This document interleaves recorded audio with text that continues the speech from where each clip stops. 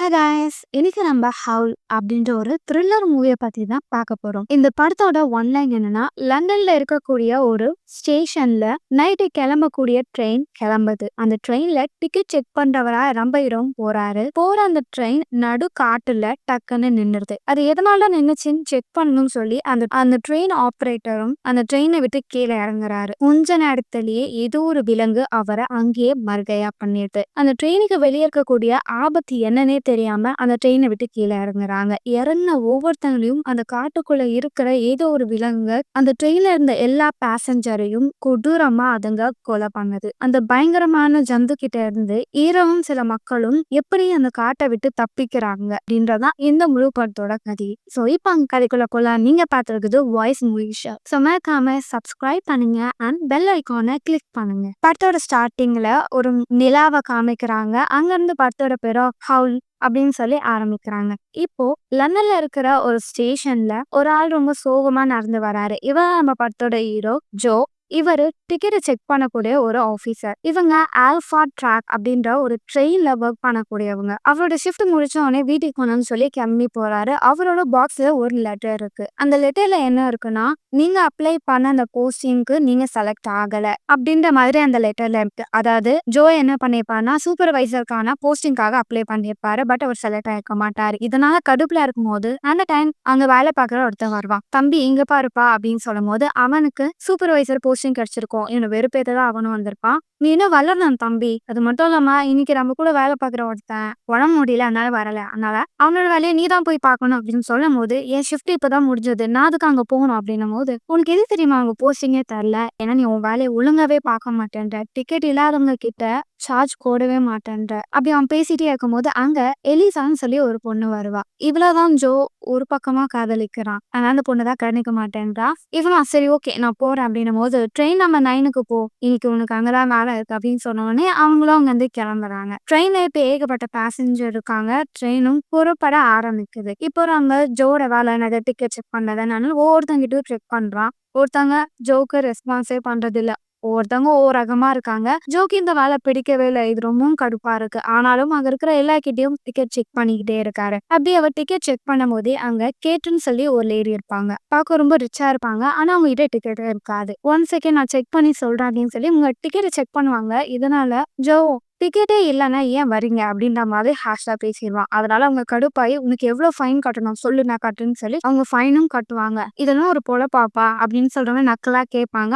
அவனும் அவங்க ஒன்றும் சொல்லாம கிளம்பி போயிடுறான். அங்க ஒரு பொண்ணு ஃபோன் பேசிட்டே இருப்பா. டிக்கெட் தாங்க மேடம் அப்படின்னும் போது சுத்தமா கண்டுக்க மாட்டான். அங்க இருந்த வயசானவங்க 2 பேரும் பொண்ணு பேக்க சொன்னா பொறுக்கி பேத்து வச்சிருக்கானுங்க, இங்கேயாவது மதிக்குதா இது அப்படின்னு சொல்லி முறைச்சிட்டு இருப்பாங்க. ஜோவும் டிக்கெட் டிக்கெட் அப்படின்னு கேட்கும் போதா, டிக்கெட் தானே இந்தா அப்படின்னு சொல்லி திமிரா காமிப்பா. அப்படியே அவன் நடந்து போயிட்டே இருக்கும் போது அங்க ஒரு குண்டு பூசி இருக்க மாதிரி ஒருத்தன் நல்லா வெட்டு வெட்டுன்னு வெட்டிக்கிட்டே இருப்பான். டிக்கெட் எங்கடா அப்படின்னும் போது அவனும் எப்படியோ டிக்கெட் எடுத்து கொடுத்துருவான். அந்த டைம் அங்க எல்சா அவ அங்க இருக்கிற எல்லாருக்கும் டீ ஸ்நாக்ஸ் எல்லாம் கொடுக்குறாவ. அப்படி கொடுத்துட்டே வரும்போது ஜோ இதான் நல்ல சான்ஸ், ஒரு கடலையை போடலாம் அப்படின்னு சொல்லி இன்னைக்கு எனக்கு ஷிஃப்டே இல்லை, என்ன பண்றது, இங்க வர வேண்டியதா போச்சு, உனக்கு எப்படி இருக்கு இந்த ஒர்க், வேற ஏதாவது வேலையை தேடிக்க வேண்டியதானே அப்படின்னு சொல்லி அந்த பொண்ணுகிட்ட பேசிட்டே இருப்பா. அவளும் இல்லப்பா எனக்கு கொஞ்சம் ஃபினான்ஷியல் ப்ராப்ளம் இருக்கு, இப்போதைக்கு இந்த வேலையை என்னால விட முடியாது அப்படின்னும் போது, டைம் இருந்தா உன்கிட்ட பேசலாமா ஒரு விஷயத்த பத்தி அப்படின்னும் போது அவ ஆஹா இவன் எதை பத்தி பேச வரான் அப்படின்னு தெரிஞ்சுட்டு, இல்ல எனக்கு வேற வேலை இருக்கு நம்ம அப்புறமே பேசலாம்னு சொல்லி அங்கிருந்து நைஸா அவள் கிளம்பி போயிடுவா. இப்படி ஒவ்வொருத்தவங்கிட்டையும் டிக்கெட்டை செக் பண்ணிட்டு கடைசியில ஜோ லாஸ்ட் ரோல போய் படுத்துருவாரு. இப்ப அப்படியே கேமரா ஜூம் பண்ணி காமிக்கிறாங்க. ட்ரெயின் காட்டுக்கு வழியா போய்கிட்டே இருக்கு. இப்ப ஜோ அப்படியே குட்டி தூக்கம் போடும் போது தமான்னு ஒரு சவுண்ட் கேட்கும். அந்த ட்ரெயினே ஷேக் ஆயிரும். என்ன ஆச்சுன்னு சொல்லி அவரம் ஓபன் பண்ணி உள்ள போய் பார்த்தா ஜோவோட கேர்ள் ஃப்ரெண்ட் எல்சாவோட பொருள் எல்லாம் கீழே வந்திருக்கும். அங்க நிறைய பேருக்கு சேதம் ஆயிரும். அவங்களுக்கு எல்லாருக்கும் உதவி பண்ணிட்டே இருக்கும்போது அங்க ஒருத்தன் ஹைட் வெயிட்டா இருப்பான். அவன் எல்சாக்கு கொஞ்சம் ஹெல்ப் பண்ணிட்டு இருப்பான். அவன் கிட்ட ஒரு 2 கீ இருக்கும். அதை ஜோவும் எடுத்து கொடுப்பாங்க. எல்லாருக்கும் அப்படியே உதவி பண்ணிட்டு இருப்பாங்க. இங்க ட்ரெயின் ஆப்ரேட் பண்றவரும் ஏதாவது லீக்கேஜ் ஆயிருக்குமா அப்படின்னு சொல்லி கீழே இறங்கி பார்க்கும் போதுதான் எல்லாமே கரெக்டா இருக்கும். எல்லா ஒயரும் கரெக்டா இருக்கும். அப்படியே அவன் நடந்து போயிட்டே இருக்கும்போது யாரோ ஒருத்தங்க அவரை கண்காணிக்கிற மாதிரி காமிப்பாங்க. அந்த ட்ரெயினுக்கு நடுவுல ஒரு மான் வேகமா ஓடி வந்தனால அது ட்ரெயின் அடிச்சிருக்கும். அதனால ட்ரெயின் நின்று இருக்கும். சரி இந்த மானை நம்ம வெளியே எடுத்து ஓட்டா ட்ரெயின் ஆப்ரேட் பண்ணிடலாமேன்னு சொல்லி அந்த மானை அவர் எடுத்துட்டு இருக்கும் போது இப்போ ஒரு பயங்கரமான சவுண்டு கேட்கும். உள்ள இருக்கிற ஒரு குட்டி பொண்ணு ஜாலியா பாட்டு பாடி கேட்டுட்டு இருப்பா. கேட்டும் வேலை பார்த்துட்டு இருப்பா. உள்ள எல்லாமே அவங்கவங்க வேலைய பார்த்துட்டே இருக்கும்போது, இப்போ அந்த ட்ரெயினுக்கு வெளிய ஏதோ ஒரு வித்தியாசமான ஜந்து அந்த ட்ரெயின் ஆப்பரேட் பண்றவர கொடூரமா கடிச்சு கொதறிட்டு இருக்கு. இந்த விஷயம் யாருக்குமே தெரியல. உள்ள ரொம்ப நேரம் வெயிட் பண்ணிட்டே இருக்காங்க. ஜோவும் இப்போ அந்த ட்ரெயின் ஆப்பரேட்டர தேடி போறான். அவரு எங்கேயும் இல்ல. அவரு மிஸ் ஆயிட்டார் போலன்னு சொல்லிட்டு அங்க எமர்ஜென்சிக்கு கால் பண்றாரு. அங்க ஒருத்தவங்க எடுக்குறாங்க. "இங்க வர வழியில ஒரு ஆக்சிடென்ட் ஆயிடுச்சு. ஸோ நாங்க வர லேட் ஆகும். நீங்க ஒரு 4 ஹார்ஸ்க்கு வெயிட் பண்ணி தான் ஆகணும்" அப்படின்னு சொல்றாங்க. சரி இந்த தகவல பேசஞ்சர் கிட்ட சொல்லலாம். ஏன்னா அவங்க பயப்படுறாங்கன்னு சொல்லிட்டு அவங்ககிட்ட போய், "இங்க ஒரு சின்ன ஆக்சிடென்ட் ஆயிடுச்சு. ட்ரெயின் கிளம்ப இன்னும் ஒரு 4 ஹார்ஸ் ஆகும்ன்னும்போது" மக்கள் என்ன கொந்தளிக்க ஆரம்பிச்சுருவாங்க. எவ்வளோ நேரம் தான் நாங்க வெயிட் பண்றது? இப்போ ஜோ என்ன சொல்லுவாருன்னா, "ஒரு 4 ஹார்ஸ் வெயிட் பண்ணுங்க. இங்கேருந்து சீக்கிரமா கிளம்பிடலாம்" அப்படின்னும்போது முடியாது. ட்ரெயின் ஆப்பரேட்டர் எங்க இருக்காரு? அவர்கிட்ட நாங்க பேசிக்கிறோன்னும்போது தான் ஜோ அந்த விஷயத்த சொல்லிடுவான். அவர காணோம், மிஸ் ஆயிட்டாருன்னு. "என்ன விளையாடுறீங்களா? அவர் இல்லாம நாங்க எவ்வளோ நேரம் இங்க வெயிட் பண்ண முடியும்?" அப்படின்னு சொல்லி எல்லாமே கத்த ஆரம்பிச்சுருவாங்க. "நாங்க குடுத்த காசு எங்களுக்கு ரிட்டர்ன் குடுங்க" அப்படின்னு சொல்லி மாத்தி மாத்தி எல்லாம் கத்த ஆரம்பிச்சுருவாங்க. ஜோக்கு என்ன பண்றதுன்னே தெரியாது. அப்பதான் ஒருத்தர் இருப்பாரு ஐட்டு வைக்க. இப்படி கத்திட்டே இருந்தா நம்ம டைம் தான் வேஸ்ட் ஆகும். இப்ப நான் சொல்றத கேளுங்க. நமக்கு இப்ப 2 வழி தான் இருக்கு. ஒண்ணு கொஞ்ச நேரத்துக்கு நம்ம இங்கேயே வெயிட் பண்ணணும். இல்லன்னா நம்ம இதான் கார் இருக்குல்ல, நடந்தே இந்த காட்டு வழியா நடந்து போலாம். என்ன ஒரு 2லேருந்து 3 கிலோமீட்டர் தானே இருக்கும். நம்ம சீக்கிரமா அடுத்த ஸ்டேஷனுக்கு போயிரலாம். இத கேட்ட மத்தவங்களும் நல்ல ஐடியா தான். நம்ம போலாம் அப்படின்னு சொல்லும்போது, ஜோ இதுக்கு நான் அலோவ் பண்ண மாட்டேன். நீங்க எங்கள நம்பி இந்த ட்ரெயினுக்கு வந்திருக்கீங்களா? இதே மாரி உங்கள காட்டுக்குனால எங்களால விட்டுட்டு போக முடியாது. இது ரொம்ப ஆபத்தானது அப்படின்னு சொல்லி டோரோட கீய குடுக்க மாட்டான். ஏன்னா, அந்த எல்லா டோரும் லாக்ல தான் இருக்கும். இவன் கீய வச்சு மட்டும் தான் ஓப்பன் பண்ண முடியும். ஜோவும், "இப்படி ஒரு விஷயம் நான் பண்ணேன்னா, என் வேலையே போயிரும். கண்டிப்பா உங்கள நான் வெளிய போக அலோவ் பண்ண மாட்டேன்." ஆனா எப்படியும் அங்க இருக்கிறவங்க எல்லாம் கன்வின்ஸ் பண்ணி ஜோவே கதவு ஓப்பன் பண்ண வச்சுருவாங்க. ஒவ்வொருத்தவங்களும் கீழ இறங்க ஆரம்பிப்பாங்க. ஜோவும் டைம் கிடைக்கும்போது எல்சாவ இம்ப்ரெஸ் பண்ணலாம்னு நினைப்பாங்க. ஆனா அதுக்குள்ள அந்த ஹைட்டா இருக்கிறவன் இவனுக்கு முன்னாடி ஸ்கோர் பண்ணிட்டு போயிடுறான். அந்த தொல்லை தாங்க முடியலையே அப்படின்னு ஜோ சொல்லிட்டு அங்க இருக்கிறவங்க எல்லாம் இறங்கி காட்டு பக்கமா நடந்து போக ஆரம்பிப்பாங்க. ரொம்ப இருட்டா இருக்கும் அந்த காடு. அது மட்டும் இல்லாம நிறைய விலங்கோட சத்தங்கள் கேட்கும். பேசஞ்சரும் ஜோவும் அங்க நடந்து போயிட்டே இருக்கும்போது அவங்கள யாரோ கண்காணிக்கிற மாதிரி தெரியும். அவங்களும் கொஞ்சம் தூரம் நடந்து போயிட்டே இருக்கும்போது அங்க சில சத்தங்கள் கேட்கும். ஜோவும், "நீங்க இங்க வெயிட் பண்ணுங்க, நாங்க பார்த்துட்டு வரோம்னு" சொல்லி எல்சாவும் ஜோவும் அங்க நடந்து போயிட்டே இருக்கும்போது அங்க ட்ரெயினை ஆப்ரேட் பண்ணவரோட சடலம் ரொம்பவும் பயங்கரமான நிலைமையில இருக்கிறத அவங்க பார்த்துருவாங்க. இந்த இடம் ரொம்ப ஆபத்தானதுன்னு சொல்லி, "இங்க யாரும் நிக்காதீங்க, ட்ரெயினை நோக்கி ஓடுங்க" அப்படின்னு சொல்லுவாங்க. அங்க இருக்கிறவங்க எல்லாருமே உயிரை காப்பாத்துறதுக்காக வேக வேகமா ஓட ஆரம்பிப்பாங்க. ஆனா ட்ரெயினோட கீ இப்போ ஹீரோ கிட்ட இருக்கு. அதனால அவன் வர வரைக்கும் வெயிட் பண்ணி கதவு ஓப்பன் பண்ணிட்டு எல்லாம் உள்ள வேகமா ஓடி போக ஆரம்பிப்பாங்க. அந்த டைம் அங்க ஒரு பயங்கரமான சத்தமும் கேட்கும். அப்படி எல்லாமே ஓடி வந்த பிறகு அந்த வயசானவங்க 2 பேர் மட்டும் வந்திருக்க மாட்டாங்க. எல்லாருமே "கதவை லாக் பண்ணு" அப்படின்னு சொல்லுவாங்க. ஆனா ஜோ அந்த வயசானவங்களுக்காக வெயிட் பண்ண சொல்லுவான். அவங்க வந்த பிறகு ட்ரெயின்ல ஏறிடுவான். அப்படி எல்லாருமே வந்த பிறகு அந்த பாட்டி ஏறும்போது அவங்களோட கால ஏதோ ஒண்ணு பிடிக்க ஆரம்பிச்சிடும். கதவும் டக்குன்னு க்ளோஸ் ஆயிரும். அந்த பாட்டியோட கால அங்க இருக்கிற ஒரு விலங்கு கால கடிச்சு கொதற ஆரம்பிச்சிடும். அந்த பாட்டியை போட்டு மேலேயும் கீழேயும் குலுக்க ஆரம்பிச்சிடும். அங்க இருந்த எல்லாருமே பார்த்து பயந்துகிட்டு இருப்பாங்க. கொஞ்ச நேரம் கழிச்சு டக்குன்னு காலை இழுத்துருவாங்க. அந்த கதவு ஃபுல்லா க்ளோஸ் ஆயிரும். அந்த டோரை உடைக்கவும் ட்ரை பண்ணிட்டு இருக்கும். இதெல்லாம் பார்த்த எல்லாருமே பயத்தோட உச்சக்கட்டத்துல இருப்பாங்க. அந்த பாட்டியை கூட்டிட்டு போய் காலை கிளீன் பண்ணுவாங்க. அந்த கால் ரொம்பவும் பயங்கரமா கடிச்சு வச்சிருக்கும் அந்த விலங்கு. அதெல்லாம் கிளீன் பண்ணிட்டே இருக்கும் போது இப்போ டமா திம்மைனா அது ட்ரெயினை ஏதோ இருக்கிற மாதிரி சவுண்டு கேட்கும். அவங்க இருக்கிறவங்கள சத்தம் போடாம சைலண்டா இருங்க அப்படின்னும் போது எல்லாமே வாயை மூடிட்டு கொஞ்ச நேரம் அமைதியா இருப்பாங்க. இப்போ அந்த இடம் திரும்பும் மயான அமைதிக்கு வந்துடும். அது போயிடுச்சுன்னு ஜோவும் சொல்லுவான். இப்ப எல்சாமும் அங்க இருக்கிறவங்களும் அந்த பாட்டோட ரத்தம் வேற அதிகமா போயிட்டு இருக்கு அப்படின்னும் போது இப்போ ஜோக்கு அப்படியே தலை சுத்தும். வேகம் ஓடி போய் கால் பண்ணி பார்ப்பான். ஆனா ரிங்கே போகாது. என்ன பண்றதுன்னு தெரியாம யோசிச்சுட்டே இருக்கும்போது அங்க ஒரு பையன் வருவான். ட்ரெயின்ல இப்ப பெட்ரோல் இல்ல. அதனாலதான் ட்ரெயின் ஓடாம நிக்குது. இது நம்ம சரி பண்ணலாம் அப்படின்னும் போது, "உனக்கு எப்படி தெரியணும்?" போது, "என்னோட அப்பா ஒரு இன்ஜினியர் தான். அவர்கிட்ட நான் இருந்தனால எனக்கும் இந்த சில விஷயங்கள்லாம் தெரியும்" அப்படின்னு அவன் சொல்லுவான். இப்போ ஒரு விஷயத்த காமிப்பாங்க. அந்த ட்ரெயின்ல மெயினான ஒயர் இருக்கக்கூடிய இடத்துல அந்த விலங்கு பிச்சு பெராண்டி வச்சிருக்கோம். அது இருக்கிறவங்க எல்லாம் அது என்னவா இருக்கும், அது என்ன விலங்கு அப்படின்னு சொல்லி ஒவ்வொருத்தவங்க பேசிட்டே இருக்கும்போது அந்த பாட்டி, "அது வெறும் விலங்கு இல்ல, அது மனுஷன் மாதிரி இருந்த ஒரு பயங்கரமான ஒரு விஷயம். அது என்ன அப்படியே கடிச்சு கொதறிடுச்சு. அது ரொம்ப ஆபத்தானது" அப்படின்னு சொல்லி பேசிட்டே இருக்கும்போது இப்போ ட்ரெயினுக்குள்ள டமாடிவின்னு ஒரு சவுண்ட் கேட்க ஆரம்பிச்சிடும். இந்த சவுண்ட் கேட்ட ஜோவும் இப்போ அதை நான் சும்மா கிட மாட்டேன்னு சொல்லி கையை ஒரு பொருள் எடுத்துட்டு அந்த பக்கம் போறாரு. ஜோவும் இப்போ போகும்போது கூட ஒருத்தன் வருவான். பின்னாடி ஒரு ஐட்டானவும் வருவான். "கையில ஏதாவது கத்தி வச்சிருக்கீங்களா?" அப்படின்னா, "கத்தி எல்லாம் இல்ல." "அப்படியா, சரி இதை கொடுங்க நான் வச்சுக்கிறேன்" அப்படின்ட்டு அவனும் கிட்ட போய்கிட்டே இருப்பான். இப்போ அந்த பாத்ரூம் டோர் க்ளோஸ்ல இருக்கும். ஜோ கிட்ட இருந்த கீயை வச்சு அவன் ஓபன் பண்ணுவான். பார்த்தா அதுக்குள்ள இருக்குது அந்த குண்டு பையன் தான். அவன் டமால் சொல்லி கீழே விழுவான். அவனை கூட்டிட்டு போய் நடந்த எல்லா விஷயத்தையும் விஷயம் சொல்லும்போது, "இதெல்லாம் உண்மையா?" அப்படின்னு சொல்லி அவன்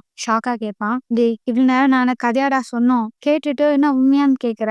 அப்படின்னு அங்க இருக்க கேட்டவன் கலாய்ப்பான். அங்கிருந்து ஆயிட்டானவனும் ஃபோன்ல சிக்னலே கிடைக்கல அப்படின்னு சொல்லி அவன் அப்செட்டா இருப்பான். அந்த குண்டு பையனும் அடுத்தது ட்ரெயின் வரட்டும். நான் அதுல ஏறி போயிடுறேன் அப்படின்னும்போது, அங்க இருந்த கேட்டோம் வந்தா தானே தைரியமா இருடா அப்படின்ட்டு அங்க இருந்து போயிடுறாங்க. அங்க இருந்து எலிசாவும் அந்த பாட்டியோட காலை செக் பண்ணும்போது, முன்ன விடவும் இப்போ அந்த கால்ல அடிபட்ட காயங்கள் மோசமா இருக்கும். சோ இப்போ உடனே அவங்களுக்கு ட்ரீட்மெண்ட் தேவை அப்படின்றத ஜோ கிட்ட சொல்லுவா. கேட்டும் அங்க இருந்து அந்த குட்டி பொண்ணை காணோம்னு சொல்லி தேடி பார்க்கும்போது அவ ரொம்ப சைலண்டா இருப்பா. அந்த பாட்டிக்கு இப்ப பரவாயில்லையா அப்படின்னு கேட்கும்போது அவங்க அவங்க ஒண்ணு இல்ல சீக்கிரமா சரியாயிருவாங்க அப்படின்னு சொல்லி பேசிட்டே இருக்கும்போது, "நீங்க ரொம்ப நல்லவங்களா இருக்கீங்க." கேட்டா என்ன சொல்லுவானா, "எனக்கு ஒரு பொண்ணு இருக்கா. அவளும் உன்ன மாரி இந்த ஷூ வச்சிருக்கா. அவளுக்கு இது ரொம்ப பிடிக்கும். அவளுக்கு 13 வயசு தான் ஆகுது. ஆனா சீக்கிரமா பெரிய மனுஷி ஆகணும்னு ஆசைப்படுறா." அப்படின்றத பேசிட்டே இருப்பாங்க.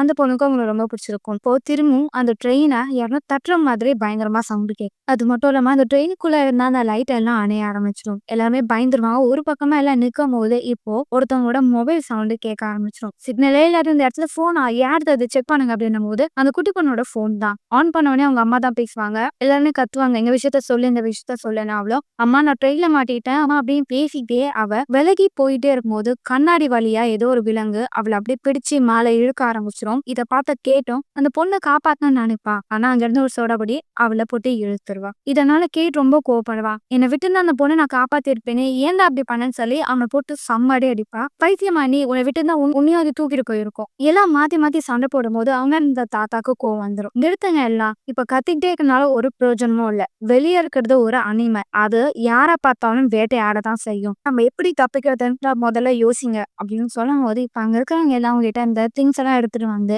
ட்ரெயின்ல இருக்கக்கூடிய கண்ணாடி எல்லாத்தையும் கம்பி வச்சு க்ளோஸ் பண்ணிடுவாங்க. ட்ரெயினையே ஓரளவு சேஃபா மாத்திடுவாங்க. அப்படியே அவங்க நின்று பேசிட்டே இருக்கும்போது அங்க இருந்து அந்த பாட்டி என்ன சொல்லுவாங்கன்னா, கேட்கிட்ட, "உங்ககிட்ட பேசினாலே அந்த பொண்ணோட பேரு உனக்கு தெரியுமான்னும் போது கேட்டும், "எனக்கு அவ பேர் தெரியல." அப்படின்னும் போது, "உனக்கு ஒரு பொண்ணு இருக்காளா?" அப்படின்னும் போது கேட்டுமா, "எனக்கு ஒரு பொண்ணு இருக்கா. அவளுக்கு 13 வயசு." அப்படின்வாங்க. "உங்களுக்கு பாட்டியம்மா?" அப்படின்னு கேட்கும்போது, "இது வரைக்கும் எனக்கு குழந்தைங்க யாரும் இல்ல. என்னோட கணவரும் நான் மட்டும் தான் இருக்கேன். அவர் என்ன கண் கலங்காம நல்லபடியா பாத்துக்கிறாரு." அப்படின்ற விஷயத்த சொல்லிட்டே இருப்பாங்க. டக்குன்னு அவங்களுக்கு தாகம் எடுக்கும். உடனே அந்த வயசானவரும் தண்ணி எடுக்க போயிருப்பாரு. இங்க ஜோ கிட்ட அந்த ஐட்டானா வந்து பேசுவான். "என்கிட்ட மொத்தம் 2 கீ இருக்கு. 1 என்னோட குடும்பம், என் பொண்ணும், என் மனைவி, எங்க வீட்டுல இருக்கக்கூடிய நாய்க்குட்டி. இவங்கெல்லாம் கிராமத்துல இருக்காங்க. இந்த கீ சிட்டில இருக்கிற ஒரு அபார்ட்மெண்ட்ல இருக்கேன். எனக்கு தேவையான சந்தோஷத்தை கொடுக்க சிட்டில என்னால ஒர்க் பண்ணி அங்க இருக்கிற பொண்ணுங்களையும் கரெக்ட் பண்ண முடியும். இது மாதிரி எனக்கு தேவையானதை நான் பண்ணிக்கிறேன். ஆனா இங்க இருக்கிறவங்க பாரு, எல்லாருமே ரொம்ப வீக்கானவங்க, வாழ தெரியாதவங்க, அவங்க வாழ்க்கையை அனுபவிக்க தெரியாதவங்க. இவங்க கூட சேர்ந்து நீயும் இப்போ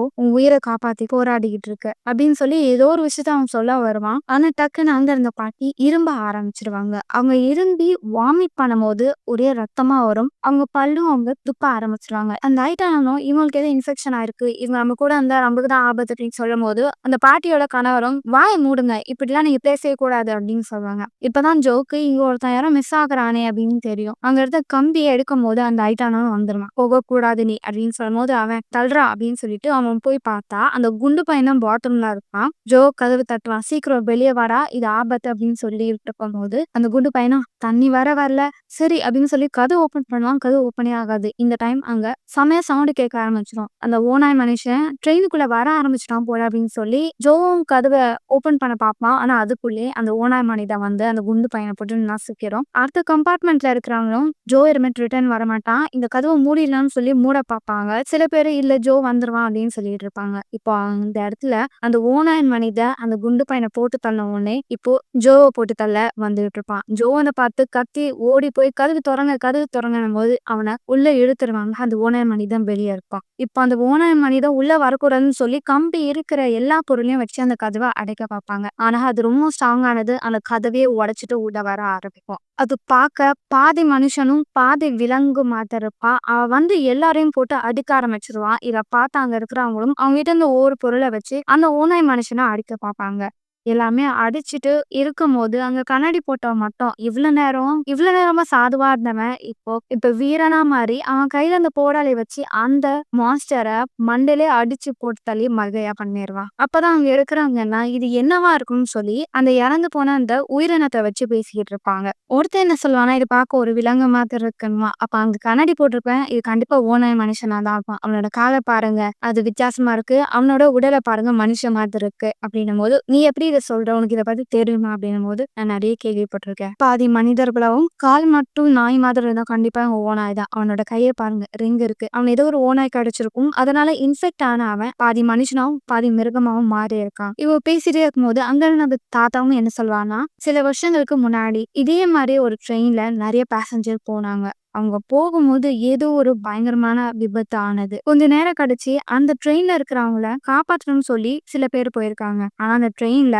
ஒரு மனுஷங்களும் இல்ல. அவங்களோட உடல் மட்டும்தான் இருந்தது. எல்லா பக்கமும் ஒரே ரத்தமா இருந்தது. இந்த சம்பவம் எதனால நடந்துச்சுன்னு இன்னுமே யாருக்கும் தெரியல. காலப்போக்குல அந்த விஷயத்த எல்லாமே மறந்துட்டாங்க. இப்போ ரொம்ப இருக்கிறதும் இதே சிச்சுவேஷன் தான் அப்படின்றத அந்த தாத்தா சொல்லிக்கிட்டு இருக்காரு. இவங்க பேசி முடிச்சோன்னு இப்போ திரும்ப அந்த ஓனாய் மனிதர் எழுந்துக்க ஆரம்பிக்கிறான். இதை பார்த்த ஜோக்கு இப்ப சமக்கும் உன்னை விடமாட்டேன்னு சொல்லி அது போட்டு மூஞ்சிலே குத்தி அதை திரும்ப மறுவையா பண்ணிடுறாங்க. இப்போ அந்த ட்ரெயினுக்கு வெளியே இருக்கிற அந்த காட்டை காமிக்கிறாங்க. அந்த காட்டுக்குள்ள ஏகப்பட்ட ஓனாய் மனுஷங்க இருக்காங்க. இப்போ ஜோட ஃபுல்லா ரசமா இருக்கு. அந்த வயசான பாட்டி திரும்பவும் ஓனாய் மாதிரி பிஹேவ் பண்ண ஆரம்பிக்கிறாங்க. இதனால அவங்க ஹைட்டா இருந்தாலும் இவங்களும் இன்ஃபெக்ட் ஆயிட்டாங்க போல. கூடிய சீக்கிரத்துல அந்த ஓனாய் மனுஷனா மாற போறாங்க. இவங்க இருந்தா நம்மளுக்கு தான் ஆபத்து. இவங்களை இப்பயே போட்டு தள்ளணும் அப்படின்னு சொல்லி அந்த பாட்டை கொலை பண்ண வருவான். நாங்க இருக்கிறவங்க எல்லாம் தடுப்பாங்க. அதனால எல்லாரையும் தள்ளி விட்டு அந்த பாட்டோட கழுத்தை பிடிச்சி நசுக்க ஆரம்பிச்சிருவான். இதெல்லாம் பார்த்த ஜோக்கு கோவம் வந்துரும். இவன் வேற ஒருத்தன் அப்படின்னு சொல்லி அவன் மண்டையிலே ஒரு போடு போட்டான். அது மட்டும் இல்லாம அவன்கிட்ட இந்த பெல்ட் எல்லாம் வச்சு இவனை இந்த டைட்டா கட்டுங்க, அதுவும் அந்த பாட்டி பக்கத்து அப்படின்னு அவன் சொல்லிடுவான். நம்ம இங்கே இருந்தா வேலைக்காக என் கூட யார் வரீங்க அப்படின் போது அந்த சோடபுடியும் அந்த பையனும் வருவாங்க. கூட எல்சாவும் இருப்பா. கேட் கிட்ட இவனை பத்திரமா பார்த்துக்கோ. அந்த ஹைட்டா இருக்கிறவனும் இந்த பொடி பையனை அந்த ட்ரெயின் ஆப்ரேட் பண்ண போறான், இதெல்லாம் நம்புற பத்தியா அப்படிங்கும் போது அந்த குட்டி பையன் சொல்லுவானா, இங்க பாரு இன்ஜினை பத்தி எனக்கு நல்லா தெரியும், பத்தி அதிகமா படிக்கிறதுக்காக தான் நான் சிட்டிக்கே வந்திருக்கேன் அப்படின்னும் போது அவனை வெறுப்பேற்றுற மாதிரி சொல்லுவான். உனக்கு நான் யாருன்னு காமிக்கவா அப்படின்னும் போது கேட்டோம், இப்ப வேண்டாம் வர நேர்ந்து போயிடலாம் அப்படின்னு சொல்லி அங்க அவங்க கிளம்பிடுவாங்க. இப்ப ட்ரெயின் ஸ்டார்ட் பண்ணக்கூடிய அந்த மெயினான இடத்துக்கு வந்துருவாங்க.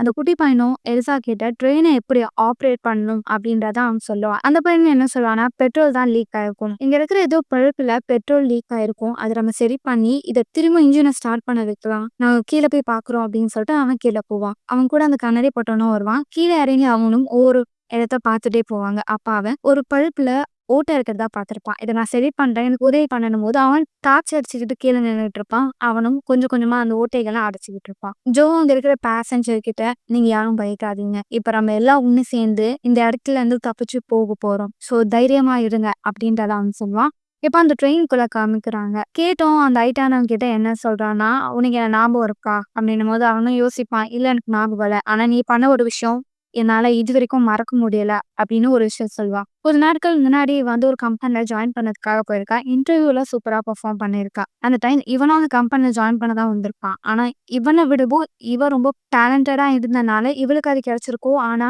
அந்த விஷயத்த அவன் ஏதோ ஒரு கோல்மால் பண்ணி அவன் செலக்ட் ஆயிருப்பான். சோ நீ எவ்வளவு பெரிய ஏமாத்தக்காரன் எனக்கு நல்லாவே தெரியும்டா அப்படின்னு கேட்டு சொல்லும் போது அவனும் எனக்கு உன்னை ஞாபகம் இல்லை, ஆனா உன்ன மாதிரி பல பொண்ணா நான் பார்த்திருக்கேன், ஆஃபீஸ்க்கு நல்லா கவர்ச்சியா ட்ரெஸ் போட வேண்டியது, நல்லா தான் பார்த்து ஆனா கல்யாணம் பண்ணிப்பீங்க, குழந்தை கத்திப்பீங்க, கம்பெனில ஒழுங்கா வேலை பார்க்க மாட்டீங்க, பொண்ணுங்க நீங்க எல்லாம் ரொம்ப வீக், நீங்களா கம்பெனிக்கு வர்றது தகுதியே இல்லாத மாதிரி அவன் ரொம்பவும் மோசமா பேசுவான். இதனால கேட்டு ரொம்ப கடுப்பாயிருவா. ரெண்டு பேரும் மாத்தி மாத்தி சண்டை போட ஆரம்பிச்சுப்பாங்க. இங்க ஜோவா காமிப்பாங்க. ஜோ பக்கத்துல இருந்த எல்சாவும் என்ன கேட்பானா, நீ எதுக்கு சூப்பர்வைசரா மாறணும்னு ஆசைப்படுற, நீ இப்ப பண்ற வேலையே நல்லா தானே இருக்கு அப்படின்னு கேட்கும்போது இல்ல எனக்கு இது பண்ணி பண்ணி போர் அடிச்சிருச்சு, அது மட்டும் இல்லாம அடுத்த லெவல் போனா எல்லாருக்கும் என்ன பிடிக்கும் அப்படின்னு நினைக்கிறேன் அப்படின்னு அவன் சொல்லுவான். அதுக்கு எல்சாவும் நீ எங்க இருந்தாலும் மக்களுக்கு உன்னை பிடிக்கும் அப்படின்ற மாதிரி அவ பேசுவான். ட்ரெயினுக்கு வெளியே இருக்கிற அந்த கண்ணாடி போட்டவனும் டார்ச் அடிச்சுட்டே இருக்கும்போது திடீர்னு அவனுக்கு ஹெல்ப் மீன்னு சொல்லி ஒரு குரல் கேட்கும். யாருக்கும் ஆபத்து கொள்ள அப்படின்னு சொல்லி அவனும் சும்மா இருந்த போரான எடுத்து வேட்டைக்குள்ள விட்ட கதையா பம்ப விலை கொடுத்து வாங்குறதுக்காக காட்டன் நோக்கி போயிட்டு இருக்கான். அப்படியே அவன் காட்டன் நோக்கி போயிட்டே இருக்கும்போது திரும்ப அந்த குரல் கேட்டுட்டே இருக்கு. எங்கன்னு சொல்லி டார்ச் அடிச்சு பார்த்தா மரத்து மேல அந்த ஓனாய் மனிதன் ட்ரெயின்ல இருந்து பிடிச்சிட்டு போன அந்த பொண்ணா கொடூரமா சாப்பிட்டுக்கிட்டு இருப்பான். அந்த பொண்ணோட குரல் தான் அவனுக்கு கேக்குது. இதை பார்த்து அவனும் அலறி அடிச்சு அங்க வந்து ஓடுறதுக்குள்ள அதுக்குள்ளே அங்க இருந்த ஓனாய் மனுஷங்க அவனை சுத்தி பிடிச்சிருவாங்க. அவனால அங்க தப்பிக்க முடியாது. அதுக்கு அடுத்தது அவனோட கத்துற குரல் கேட்கும். இங்க அந்த ட்ரெயினிங் கீழே இருக்கிறவங்க அங்க இருந்த ஓட்டையெல்லாம் அடைச்சிருவான். போனவன் இன்னுமே காணுமே அப்படின்னு சொல்லி பார்த்துட்டே இருக்கும்போது இப்போ அந்த ஓனாய் மனுஷங்க திரும்ப அந்த ட்ரெயினை நோக்கி வர ஆரம்பிச்சிருவாங்க. அந்த ட்ரெயினுக்கு அடியில இருக்கிறவன் பயப்பட ஆரம்பிச்சிடறான். இப்ப டக்குன்னு அந்த ஓனாய் மனுஷங்க ட்ரெயினை கீழே எட்டி பாக்குறாங்க. ஆனா அதுக்குள்ள அவன் அந்த ஒயரை பிடிச்சிட்டு மேலே ஏறி நின்னுப்பான். அந்த ஓனாய் மனுஷங்களும் அங்க இருந்து கொஞ்சம் தூரம் வெளியே போயிருவாங்க. இவன் இப்பதான்ப்பா எப்படியோ தப்பிச்சிட்டோம் அப்படின்னு நினைக்கும் போது இங்க மேல இருக்கிறவங்க அந்த ட்ரெயினை ஆப்ரேட் பண்ணி விட்டுருவாங்க. போக ஆரம்பிச்சிருவாங்க. இங்க ட்ரெயினுக்கு அடியில இருக்கிறவன் அந்த ஒயரை பிடிச்சி தொங்கிக்கிட்டே வர ஆரம்பிச்சிருவான். உள்ள இருக்கிறவங்களும் ஒருவேளை ட்ரெயின் ஸ்டார்ட் ஆயிடுச்சே சந்தோஷமா இருப்பாங்க. ஆனா முழு ஓனாய் மனுஷியா மாறிட்டாங்க.